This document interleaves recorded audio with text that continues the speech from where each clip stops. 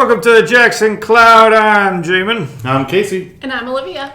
And we are going on a series through Genesis right now. Today's episode is brought to you by Switcher, a watermark because we haven't paid for it yet. Yeah. So here we go. We're hopping into Genesis, and we're excited to... Oh, that's not the right word. We're on Sarah's death. Excited is not the word that I meant to use. I just was...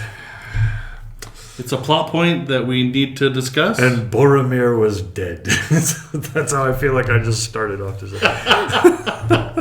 Okay, so Sarah lives to 127 years, and then she passes away. And then we get into this weird story, another one of those narratives that people don't usually stop and pay attention to.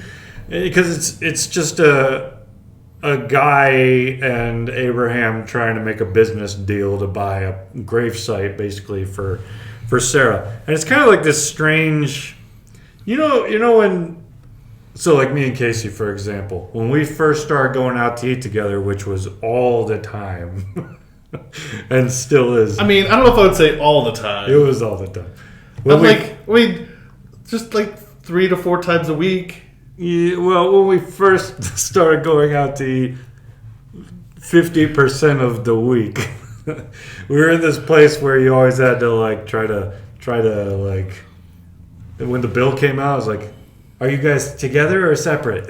And it was, I got it this time. No, I got it this time. No, I'll get it. No, okay, I got it. Just back and forth over and over again. You've probably been there. Yeah. I often pay for people's food. Okay, so we did this basically like I covered a time, then he covered time, then I covered a time, then he covered a time, then I covered a time. When you're doing that 50% of the week, you're like, obviously we need to get to this point where we just pay for our own meals because it's balancing out the same way either way. So that's kind of what this passage is like. You've got Abraham comes to the Hittites, and he wants to bury his wife there in a field, and it's like, no, you can just have the land. No, I'll pay for the land. No, you can have it. No, I'll pay. This kind of back and forth kindness of like... Is this like the movie trope of like, no, you take it. No, you take it. No, you take it. Okay, fine, I'll take it. Yeah, that's kind of the way it goes, except it seems like almost like they're doing a false kindness, though, because the conversation keeps moving forward into this. If you will hear me, I will give the price of the field. Accept it from me, and I will bury my dead there. Ephron answered Abraham, My lord, listen to me. A piece of land is worth 400 shekels of silver. What is that between you and me? Bury your dead. Why did you just say my land is worth 400 shekels of silver?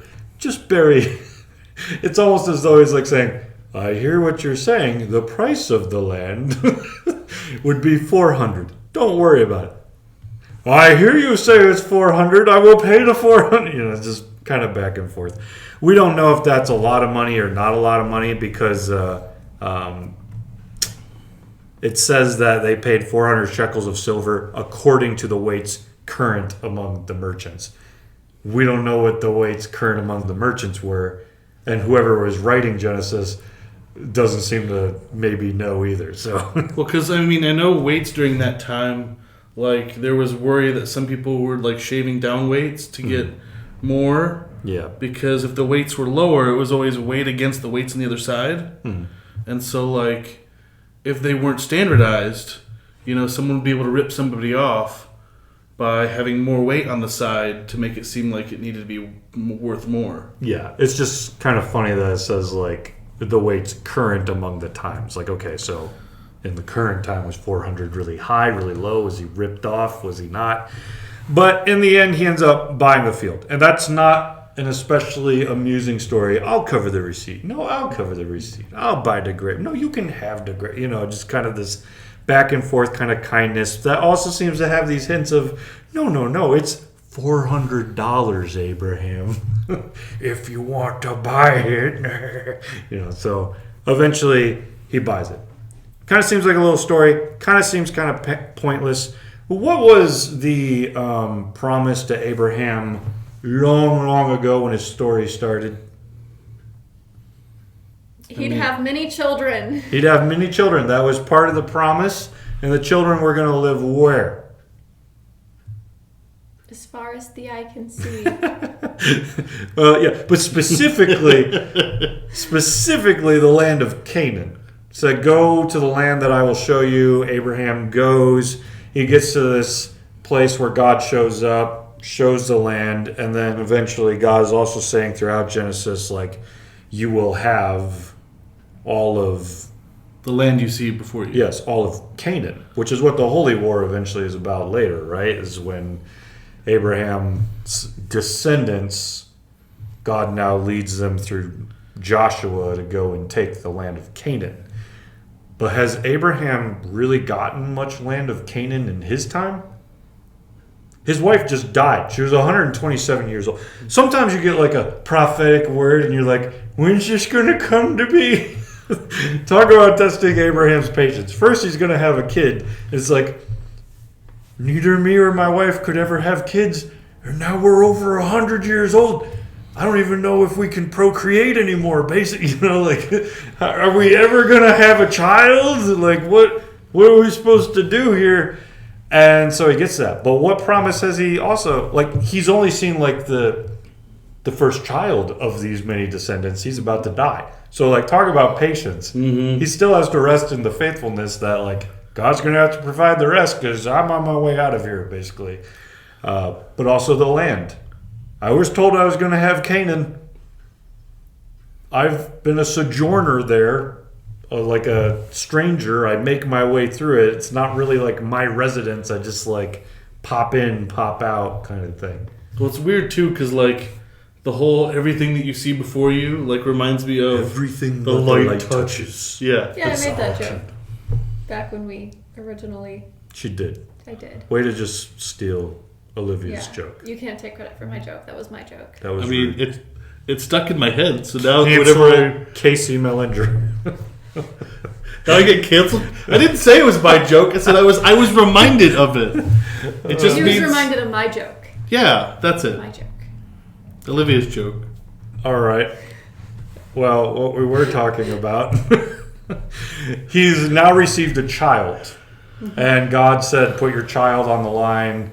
Abraham thinks he's going to have to sacrifice his child, but then he doesn't. So he still has the promise, like, you're going to have a child, you're going to have those descendants that are going to cover the whole face of the earth. But he doesn't have the land of Canaan yet. And his wife has just died. Like, he's getting ready to go. And I guess, like, again, he's just got to rest in the promise that through the descendants, Canaan will come about. Well, when so here's an interesting question, slightly moving ahead, but that's where the way my mind works. But like moving forward, does when does this promise technically get fulfilled? Well, that would partially be like the Holy Wars. That's when they're going to take Canaan specifically. Well, like, I mean, would it be when the 12 tribes come into play? Well, that's also during the Holy Wars, is they then are delegated. You get this part of Canaan, you get this part of Canaan, you get this part until they're all taking over their own lands. Because, I mean, that's what came to my mind, but I was just seeing if you had another suggestion. Well, I do see this is where this story of pointless bartering back and forth. Why is Abraham so intent on buying it? I mean, if it's Casey, we all know Casey. We all know Casey. And if someone's like, no, it costs 400 shekels. Take it. Casey can be like, all right, like, I'm always in for a bargain. Why is Abraham not? Because he's lied his way to his fortune as it is. Because God didn't give it to him, and he learned his lesson about taking things from others that weren't God.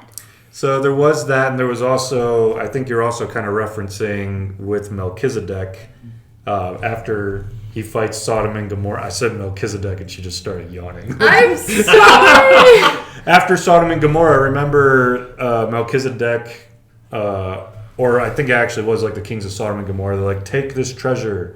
And he's like, no, I'm not going to touch that. Probably like, we all know what goes on in Sodom and Gomorrah. I'm not taking the mafia's money, basically, you know.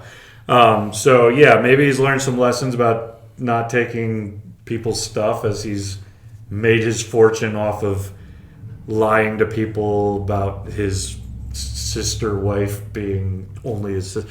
Anyways, these are all other episodes. You can check those out. But what's important to this particular line, here's what's interesting. He buys the land. He doesn't pull a Casey. He doesn't play cheapskate and just like, I'll take your land for free. He specifically buys it. Tarnishing my reputation. And after this, Abraham buried Sarah, his wife, in the cave of the field of Machpelah, east of Mamre, that is Hebron, in the land of...